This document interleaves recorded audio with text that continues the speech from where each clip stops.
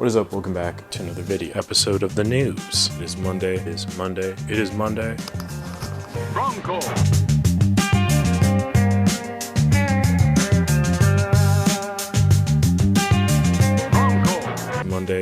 Monday. So let's get into the news. Now remember, if you join the channel, become a Bronco Buddy, not only do you get that special shout out at the beginning of every news video, you also get early access to some content, exclusive access to other content, and the ability to vote on upcoming videos. So feel free to join the channel, support me, the work I do here, and not miss out on all of those perks. If you can't join the channel, completely fine. Just like this video and subscribe. That helps out a lot. Now let's jump into the news. We have a full docket of things to talk about today, but a lot of them are videos. So I'm going to link them all down below if you want to check them out.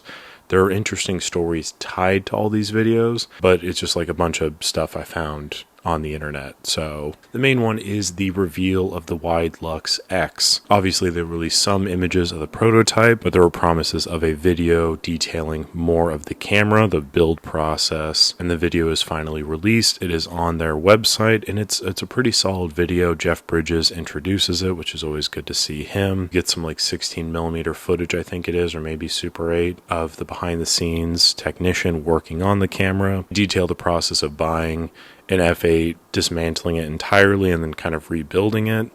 And I think the general idea behind the project is interesting because not only does it introduce the Widelux to a more modern audience and a modern venue, but it's also looking to recreate parts, known failure points in previous models. The only thing I can really equate this to is something like the Mint Rollei 35 AF, which in some ways was leveraging the popularity of the Rollei 35 model, but in doing so didn't really promote the actual usage of those earlier cameras. Initially when this project was announced, I was like, oh great, they're just going to remake a Widelux because it's a popular camera that sells fairly well. But I do think the idea of creating parts and creating mechanisms to replace older worn out mechanisms is pretty noble and something that I'm very excited about. So I definitely recommend checking that out. Tail end on that. There was some, like, Petapixel's been posting a couple of different stories about Mint and the Rollei 35 AF project. I want to revisit this in a different video because there were some of like the perspectives and opinions that kind of bothered me in a way, and I want to dive into that a little bit more because I think it's kind of an important conversation to have. So I have seen that. I've not really seen it on their website, so I don't know if they're getting like interviews with them directly or what the case is there, but I'm going to probably make a different piece on that, so stay tuned. Speaking of another exciting project, we have Suzuki Handmade camera. This is the guy I've talked about a little bit who's building his own camera. I think it's fascinating. Put a video out on Instagram. He is working on machining the bottom plate, so the camera's taking a little bit more form.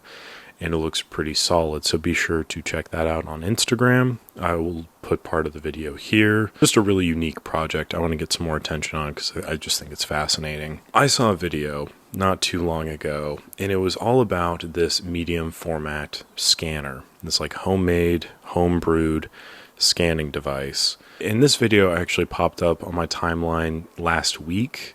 Like right after I got the news done, I put this in the notes for the next week here. 30+ minute long video.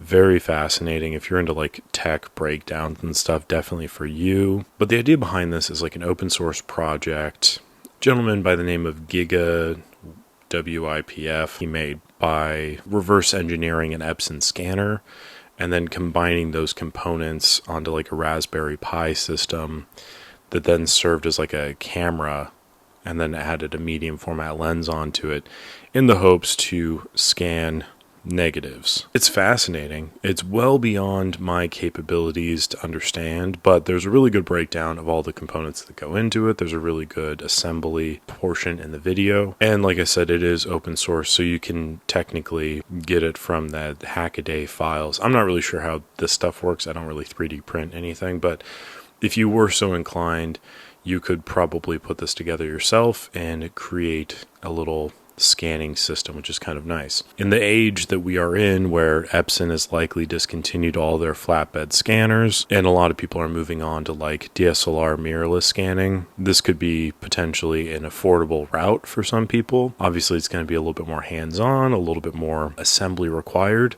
but it still looks like a pretty unique project. We have another scanner, and this is I've talked about this before, but the Knokke Soak engineering scanner. And there was a thing posted on Instagram, on Soak Engineering's Instagram.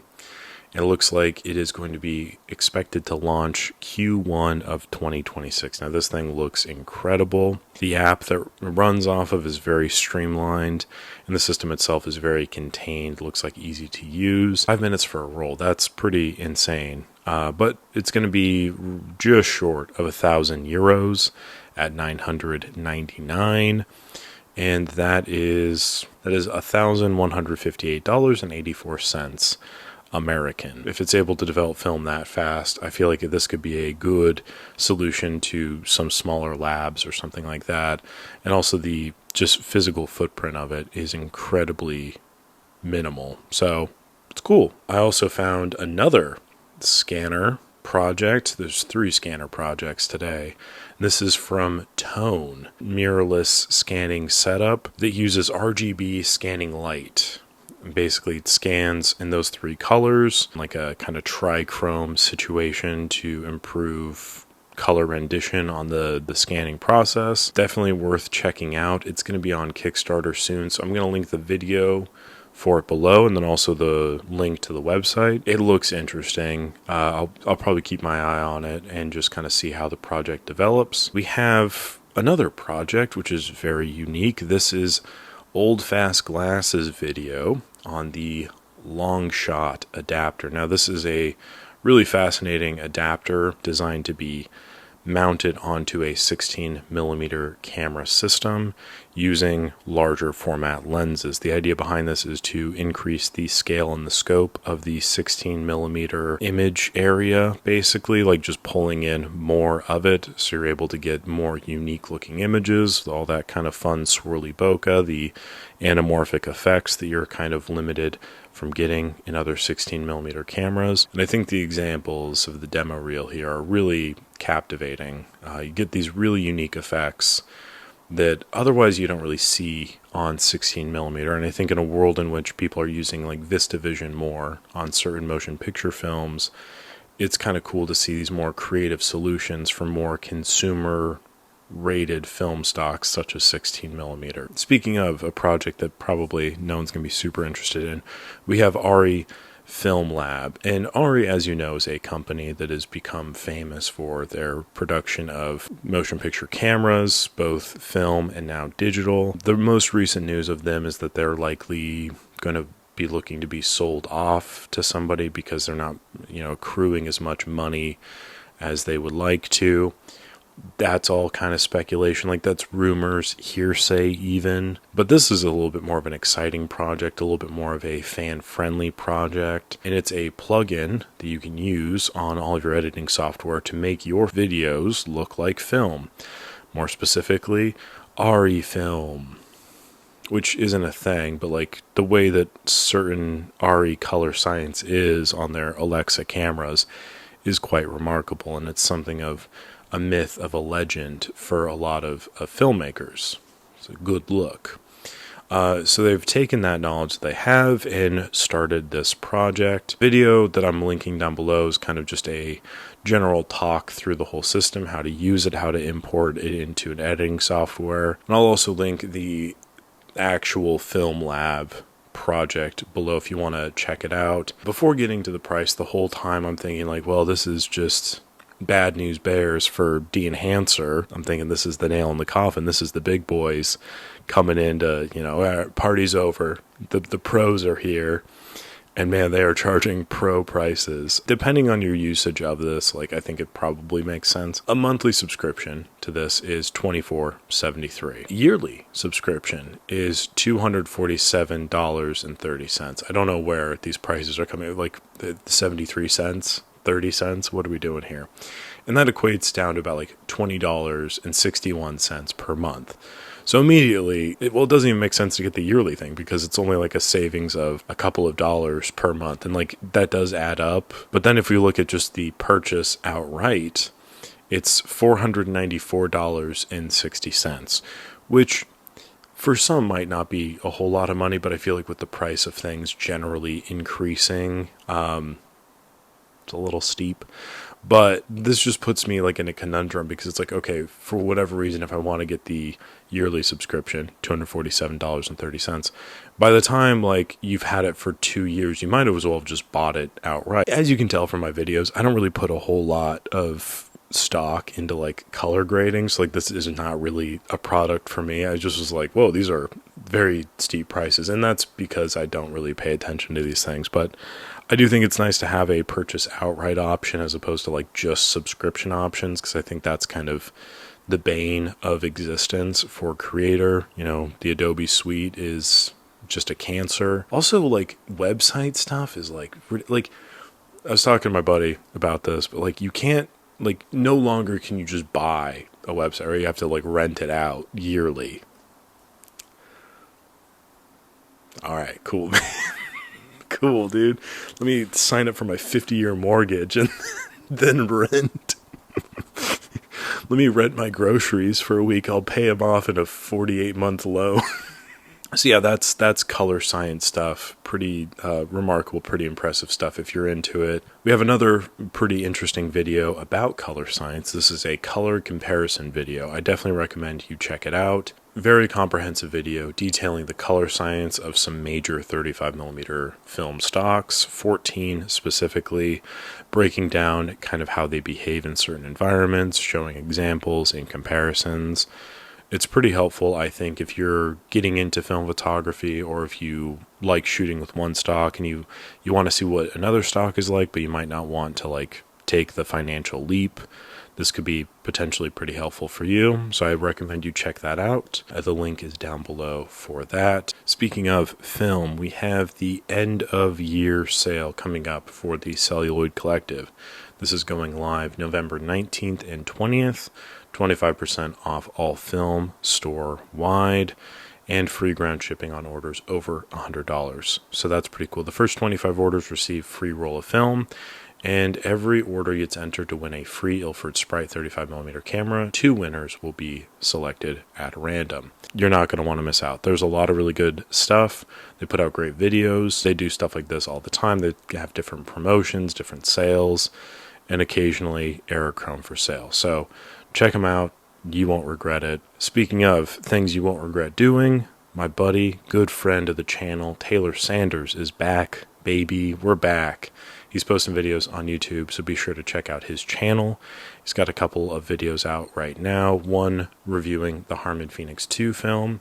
It's pretty solid, and as always, his work is impeccable. That pretty much wraps up what I had on the docket for today, but there are a couple final notes that I want to make, little housekeeping things. And the first of those is that I've been doing these things for a little over a year now, a few weeks over a year. The first one of these I did was like early November 2024. So yeah, it's been a while. And now here we are in mid to late November 2025. The year is flying by in ways that I'm not comfortable with, but that's okay. And I thought to commemorate this, I would start taking steps to legitimize the whole process. So oftentimes I'll get a message on Instagram or an email, hey, I don't know where to send this news story to, but there's this thing I want you to check out. So what I've done is on the website, I've put in a new tab, a new page with a new submission form. So if you have a news story, or if you think there's something of interest worth talking about, fill in your information, first name, last name, email, all of the information that you have that you think is worth sharing. I'll probably reach out just for more additional information to talk about.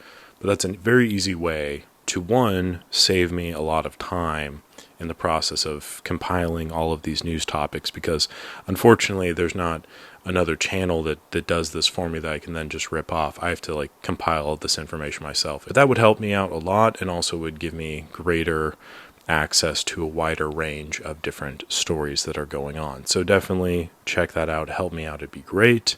And also just trying to find more ways in which I can be of better service to the film photography community. Secondly, this is big. I'm going to be doing a newsletter. Okay?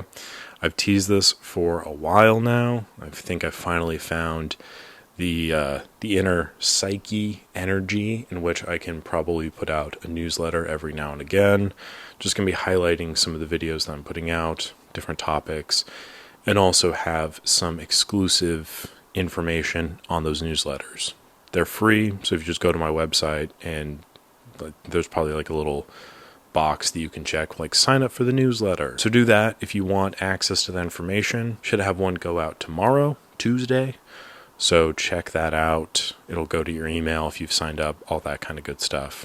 I think. We'll see how it works. Anyway, that's pretty much it for all of the news, including my news. So a quick recap of the news. We have a new video detailing the Wideluxx X new camera. We have a video from Suzuki Handmade camera detailing the process of machining a bottom plate. We have a medium format scanner developed by reverse engineering an Epson flatbed scanner to produce really insane results for negative scanning. We have another scanner that's launching in Q1 of 2026. We have another scanner that's going to be out on Kickstarter very soon. We have an adapter for bigger lenses onto 16mm mount cameras. We have Arri's Color Science project, editing software plugin. Have a big sale coming up for Celluloid Collective. My buddy Taylor Sanders has new videos out on his channel. I recommend you check them out. And a fantastic comprehensive video discussing all of the ins and outs of 35mm color science. Lots of really good information. As always, the links for everything is down below. Also, things for you to check out. We have my friend over at Colorful Analog Cameras, a fantastic place to go if you want to customize your cameras affordably and uniquely. Check her out on all the social media platforms. We also have my buddy RGB Labs producing fantastic camera testing equipment, great light meters, autocall meters, everything you could potentially need for affordable prices, great build quality. Check him out. My friends, the Celluloid Collective, as I've mentioned, check them out on Instagram, on YouTube. Check out their website. Also, Shy Film Club over on Instagram. Go give them a follow.